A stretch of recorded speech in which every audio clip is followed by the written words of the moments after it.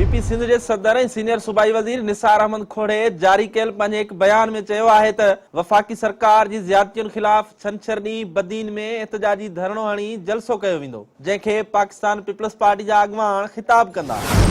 निसार अहमद खोड़े जो चवणो हो त वफ़ाक़ी सरकार सिंध में 20-20 कलाक लोड शेडिंग करे सिंध सां ज़्यादती करे रही आहे। सिंध 70% गैस पैदा करे थो, पर उन ई सूबे खे गैस न पियो ॾिनो वञे।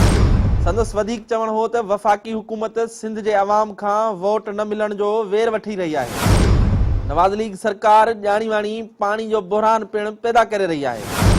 हुन चयो त गुड्डू खां मथे दरिया मां पाणी पंप करे खंयो पियो वञे, जंहिं करे सिंध खे पंहिंजे हिसे जो पूरो पाणी न पियो मिले।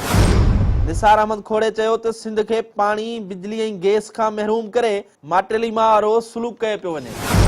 वफ़ाक़ जी ज़्यादतियुनि ते ख़ामोश न वेंदासीं। संदसि चवणो त सिंध सां थींदड़ ज़्यादतियुनि ख़िलाफ़ हलंदड़ हफ़्ते खां हर ज़िले में एहतजाजी मुज़ाहिरा करे वफ़ाक़ खे ॿुधाईंदासीं त तव्हां खां नथा डिॼूं।